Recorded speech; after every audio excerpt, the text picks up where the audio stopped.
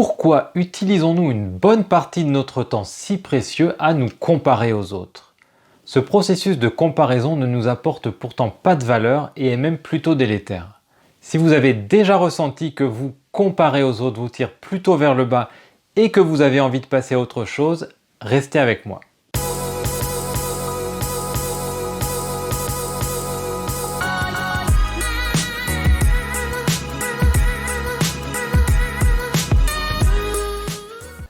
Bonjour, je suis Xavier Aliro, coach et fondateur de l'Utopiste. J'accompagne les personnes dans la transformation concrète de leur quotidien par la reconnexion à leurs aspirations profondes.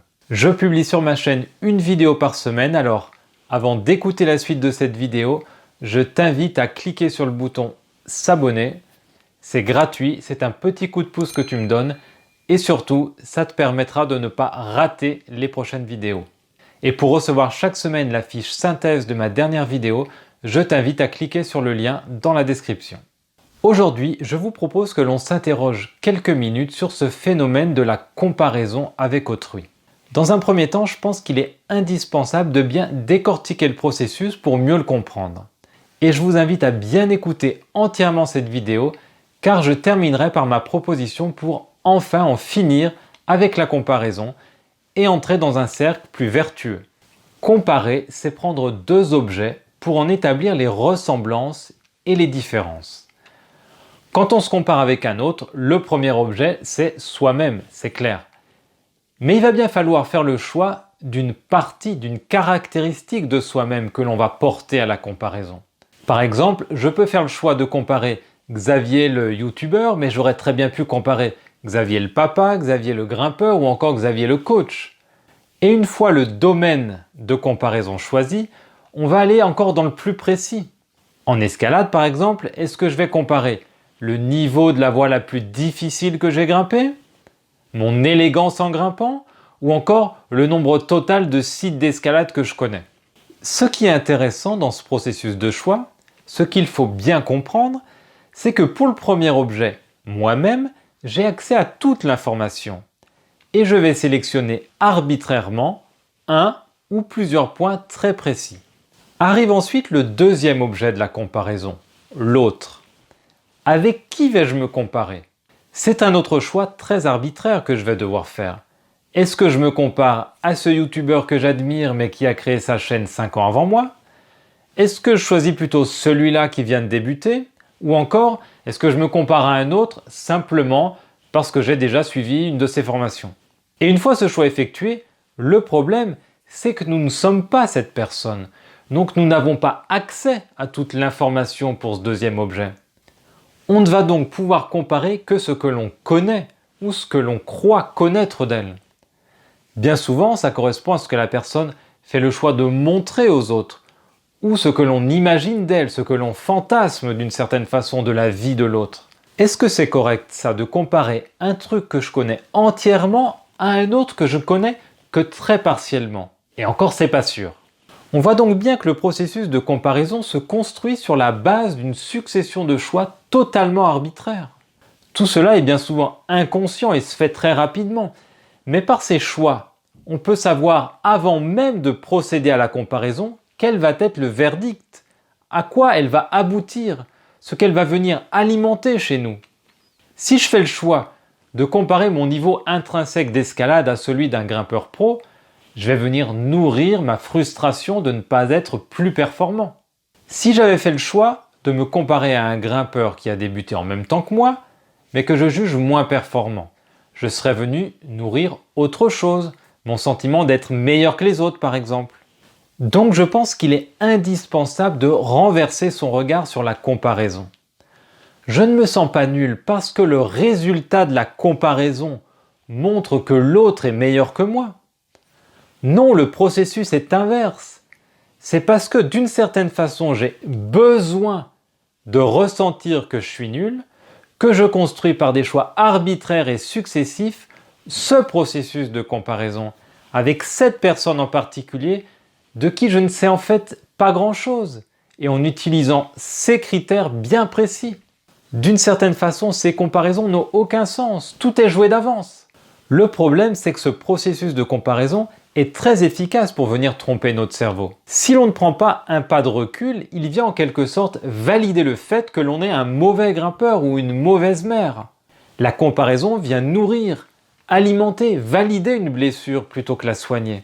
Donc par construction, se comparer nous entraînera toujours inéluctablement dans un cercle vicieux qui nous fait confirmer que l'on est mauvais ou qui nous fait croire que l'on est meilleur que les autres. Alors que faire ? Comment faire pour sortir de ce processus et entrer dans un autre plus vertueux ? La première étape, selon moi, est de prendre la position de l'observateur. C'est exactement celle que l'on vient de prendre en décortiquant le processus. Il s'agit de s'extraire de la situation, de prendre de la hauteur et de reconnaître ce qui est en train de se jouer. Cela permet de se poser la question : dans quel cercle vicieux suis-je en train de rentrer ? Qu'est-ce que je suis en train de nourrir ?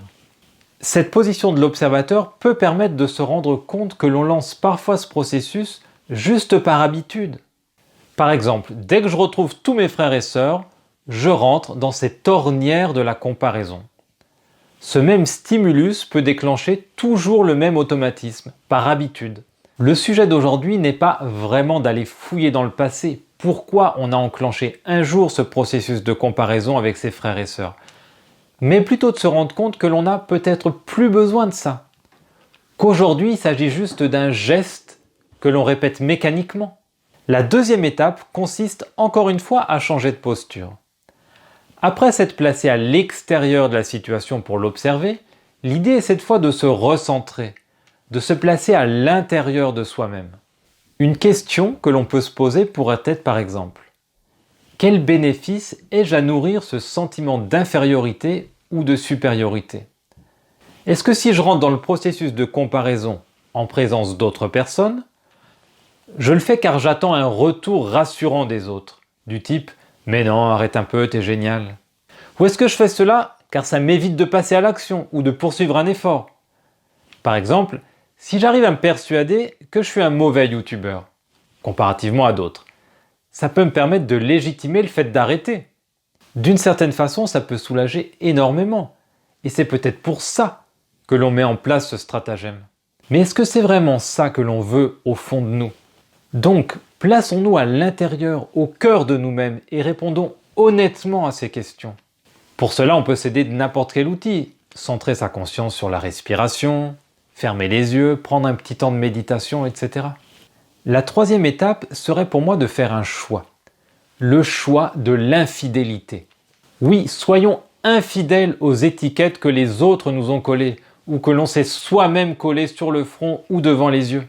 Peut-être que l'on s'identifie depuis plusieurs années à cette étiquette du « moins bon que les autres », de la « pas capable de », etc.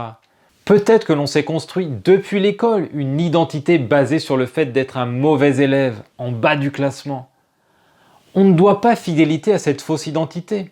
Il n'est jamais trop tard pour changer cela, pour construire autre chose. Donc, après avoir bien pris conscience de leur existence, on ne peut jamais être perdant en étant infidèle aux étiquettes qui nous font stagner. Enfin, la quatrième et dernière étape nous fait prendre encore une nouvelle posture. L'idée est de se tourner de nouveau vers les autres, non plus pour se comparer, mais pour s'inspirer. Observer l'autre, mais avec de nouvelles lunettes, non pas pour se positionner en dessus ou en dessous, mais pour aider à se fixer de nouvelles directions pour soi-même et par soi-même, pour oser emprunter des chemins inconnus. J'ai d'ailleurs fait une vidéo sur le fait que toute rencontre était propice à s'inspirer. Il vous suffira de cliquer sur le lien dans 10 secondes sur l'écran de fin de cette vidéo pour la visionner. À la semaine prochaine, on parlera loi de l'attraction.